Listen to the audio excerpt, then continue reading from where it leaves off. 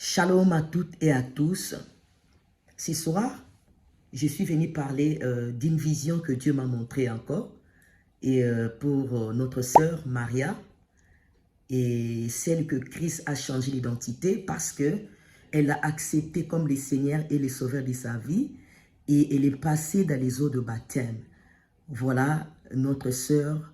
Dieu a approuvé sa vie et Dieu est venu me parler de sa vie. Je glorifie le Seigneur. Qui suis-je pour que le Seigneur, que le Saint-Esprit se révèle à moi pour notre sœur?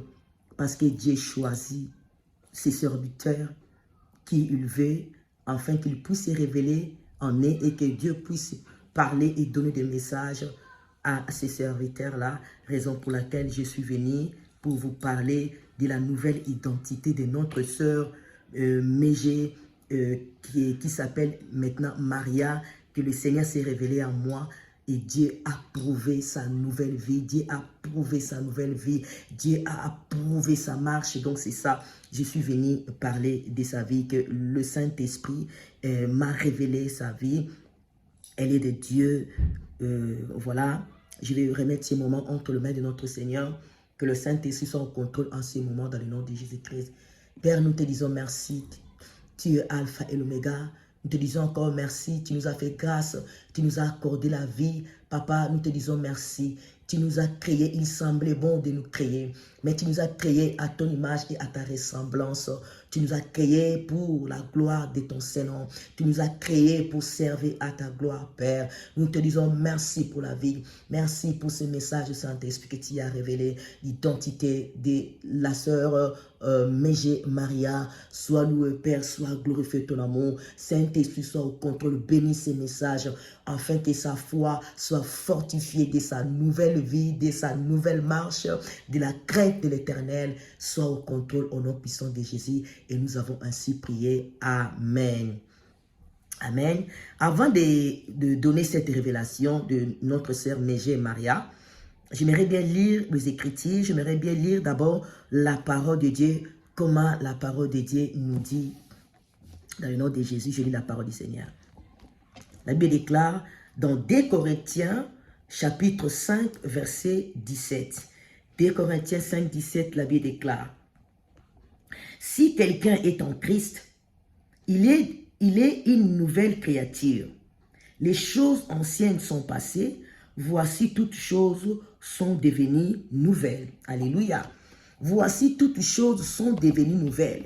C'est-à-dire que notre sœur Maria, elle n'a plus l'ancienne vie. Donc, elle est devenue en Christ. Elle est devenue en Christ. Son identité a changé. Elle est devenue la citoyenne du ciel. Parce qu'elle est en Christ, parce qu'elle a cru. En Christ, elle a cru, elle est passée, bien aimée, dans les eaux de baptême, son identité a changé. Elle est devenue une nouvelle créature, c'est-à-dire elle marche avec Christ. Christ est en elle. Elle marche dans la volonté du Seigneur. Elle ne marche plus selon elle. Elle ne fait plus de choses comme avant. Elle ne fait plus de choses comme elle faisait avant. Son identité a changé de son ancienne vie et de sa nouvelle vie maintenant. Elle appartient maintenant à une nouvelle création de Dieu. Elle appartient maintenant à la famille céleste. Parce qu'elle a cru en Christ. Maintenant, elle travaille pour son salut. Donc, les choses anciennes sont passées. La vie qu'elle avait avant, l'ancienne vie qu'elle avait avant, la vie qu'elle menait avant, elle n'a plus cette vie-là. Parce que tout le passé de sa vie est passé parce qu'elle est une nouvelle créature en Christ Jésus-Christ. Elle appartient en Christ. Les choses anciennes sont passées. Voici toutes choses sont devenues nouvelles. Donc tout à elle a changé. Sa vie a changé. Son cœur a changé. Son identité a changé. Tout en elle, tout a changé. Elle représente Christ. Et la Bible déclare: tous ceux qui marchent en esprit sont fils de Dieu. Donc son identité a changé. Elle est devenue une fille de Christ Jésus-Christ, Maria. Elle fait des choses pour glorifier le Seigneur. Elle témoigne sa vie de Christ. Elle passe des églises en église pour témoigner de sa nouvelle vie. Elle passe des églises en église ici, en France, partout en Europe, ici, pour pouvoir témoigner Christ, que son identité a changé. C'est-à-dire, voilà, c'est pourquoi j'ai lu cette parole. Son ancienne vie a changé, donc son passé est effacé. Et la Bible déclare, dans le livre des Psaumes 103, verset 3, la Bible dit que c'est lui qui pardonne toute iniquité et c'est lui qui guérit toute maladie. Donc, c'est-à-dire, quand Christ pardonne, si quelqu'un renonce à son ancienne vie, donc il demande pardon, elle passe dans les eaux de baptême, elle reçoit Christ comme le Seigneur et le Sauveur. Son ancienne vie est passée, les péchés sont pardonnés. Elle est une nouvelle créature que c'est lui que Christ a pardonné. Elle accueille par son amour. Voilà, c'est pourquoi Dieu viendra se révéler aux plusieurs serviteurs que celle-là, elle est à moi. Et que sa nouvelle vie me plaît et Dieu se révèle. Alléluia. Donc, Mégetante n'a plus son ancienne vie. Elle est en Christ. Elle est d'une citoyenne du ciel. Elle est une citoyenne céleste. Elle est une citoyenne céleste de la vie, de sa nouvelle vie que Dieu aime, de sa nouvelle vie que Christ a approuvée. Voilà le passage que j'avais à lire. Parce qu'elle est en Christ. Donc elle marche selon la volonté du Seigneur. Elle ne marche plus selon elle. Elle est conduite maintenant par le Saint-Esprit. Car l'amour de Dieu a rempli son cœur. Elle a envie d'adorer Dieu. Elle a envie de chanter. Elle a envie de glorifier le Seigneur. Elle a envie de célébrer parce que Christ a changé son identité. Son cœur est en Christ maintenant. Son cœur est réservé qu'en Christ pour le célébrer. Voilà ce que j'avais à dire. Maintenant, je vais entrer dans la vision que Christ m'a montrée pour notre sœur Maria Mégé. C'est la vision de 6 juin 2023. Donc, nous sommes dans le mois de juin. Cette vision, c'était le 6 juin que le Saint-Esprit m'a révélé de cette vision. Voilà la vision. Vous savez, il y a des visions spirituelles. En fait, vous savez, la vision ne dure pas. C'est qu'une seconde, ça passe et puis Dieu vous révèle des tas de choses. Mais c'est quelques secondes seulement que le Saint-Esprit se révèle à ses serviteurs. Et c'est le Saint-Esprit qui m'a révélé cette vision. Voilà comment la vision était. Et voilà. Et je vois dans cette vision que le Saint-Esprit s'est révélé à moi. Il y avait Sœur Maria. Sœur Maria, elle était habillée tout en blanc. Elle était habillée tout en blanc. Et elle avait mis une blouse blanche et une jupe blanche. Elle était tout en blanc. Et voilà, je demande au Saint-Esprit, pourquoi elle est habillée tout en blanc.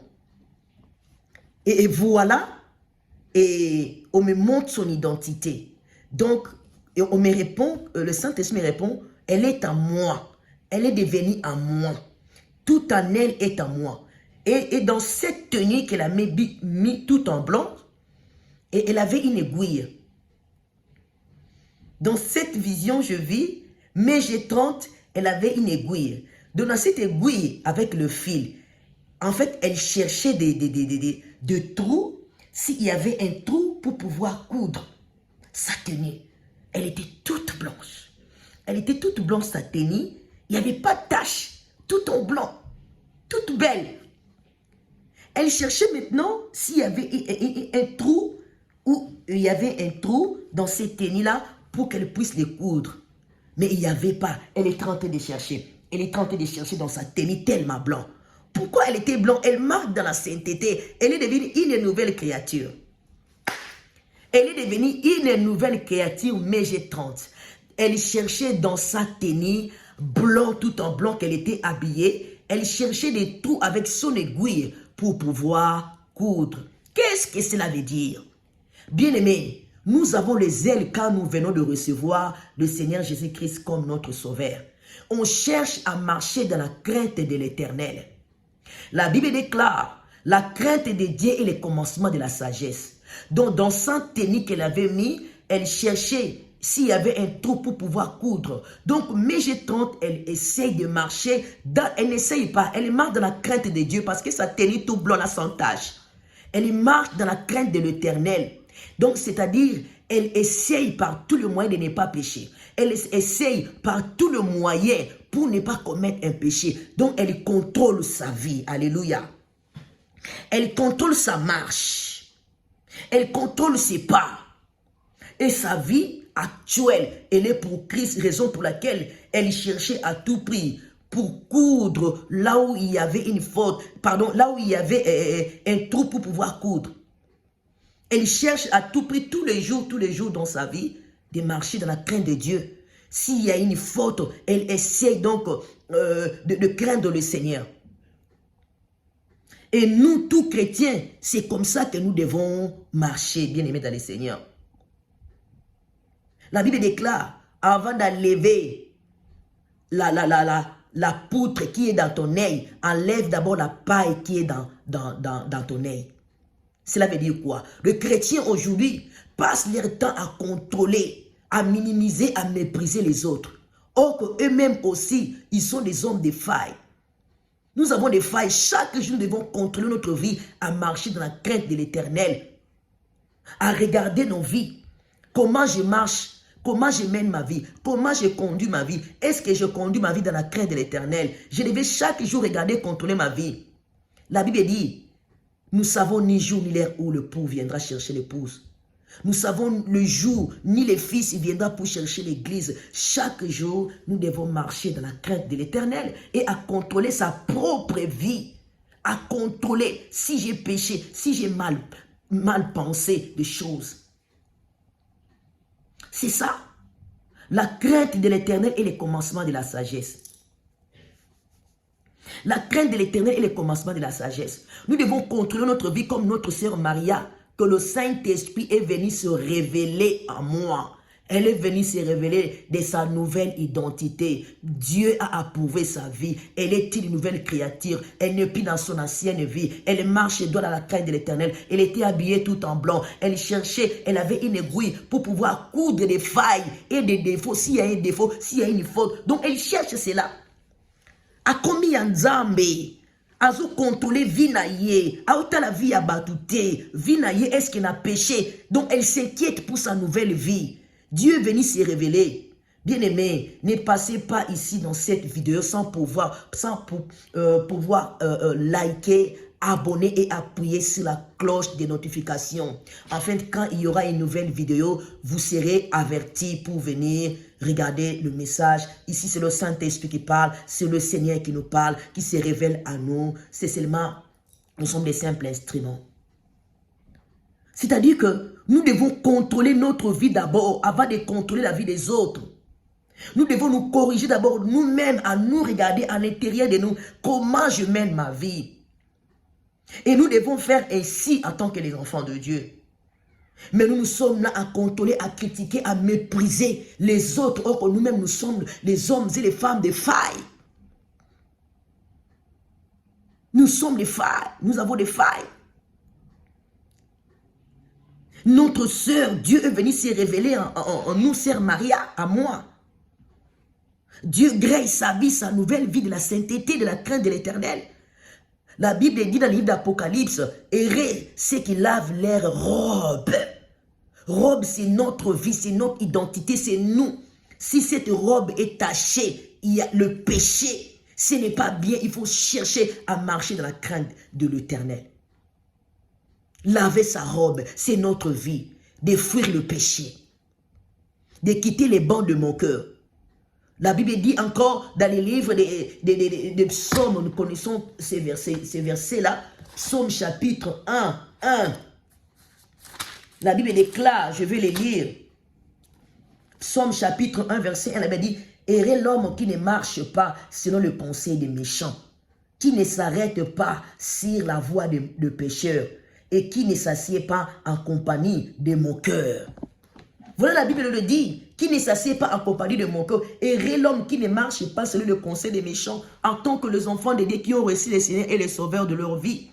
Nous devons marcher. Nous ne devons pas marcher sur les conseils des méchants qui ne s'arrêtent pas sur la voie de mon cœur. Les moqueurs, ce sont des gens qui veulent arrêter la vie des gens. Mépriser, c'est-à-dire pour arrêter la vie, les enfants de Dieu qui croient en Christ pour arrêter leur vie. Mépriser, se moquer. Non, bien-aimés dans le Seigneur. Nous devons être comme notre sœur Maria. Dieu est merveilleux, c'est lui qui nous connaît. C'est lui qui sonde le cœur et le rang. Voilà, c'est lui qui sonde tout. Tu peux dire que je suis chrétien, je marche de la crainte de Dieu. Tu fais voir la fausse humilité. Or, à l'intérieur de toi, tu es criminel. Tu tues les gens par des paroles de mépris, des insultes. Il faut que Dieu révèle ton identité.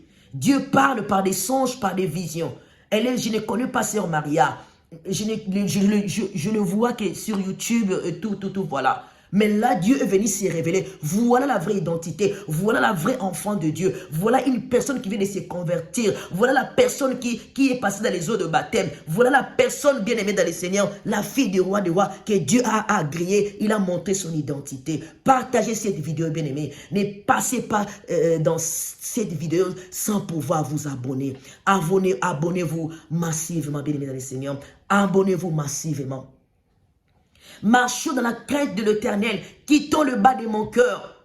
Arrêtons la méchanceté, bien-aimés dans le Seigneur. Et la Bible déclare, tout ce qu'un homme aura sémé, il les moissonnera. Qu'est-ce que tu es en train de s'aimer?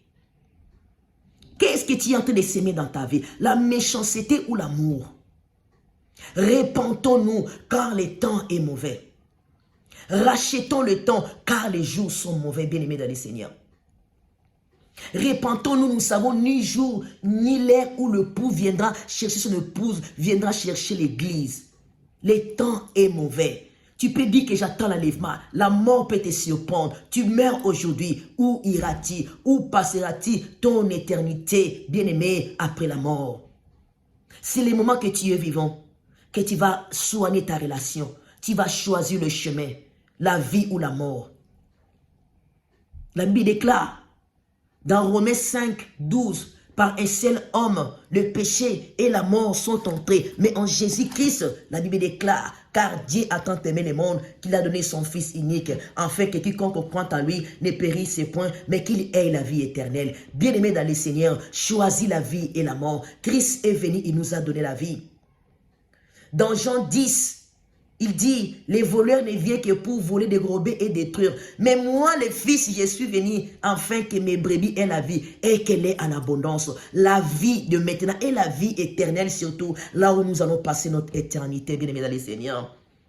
Partagez ces messages. Partagez ces vidéos, abonnez-vous, que ces messages arrivent à notre sœur Maria. Dieu approuve sa nouvelle identité. Dieu l'aime, elle était habillée tout en blanc. Elle avait une aiguille pour pouvoir contrôler sa vie. Regardez si elle avait péché. Voilà les chrétiens, comment nous devons être. Sœur Maria Mégé, que le Seigneur te bénisse abondamment. Soyez bénis, continue à mener ta vie. Dieu t'aime, il attend encore de grandes choses dans ta vie. Entre encore dans sa présence, entre encore, cherche encore la face de l'Éternel. Dieu t'aime, il te connaît. Tu marches dans la sainteté. Voilà le message que j'avais. Que le Seigneur vous bénisse abondamment. Toi qui n'as pas encore donné ta vie en Christ, il est temps que tu donnes ta vie en Christ. Répétez après moi. Seigneur Jésus, je viens à toi. J'ai conduit ma vie seule. Maintenant, je viens à toi. Pardonne mes péchés. Reçois-moi dans ton amour. Je te donne ma vie. Je te reçois comme le Seigneur et le Sauveur de ma vie.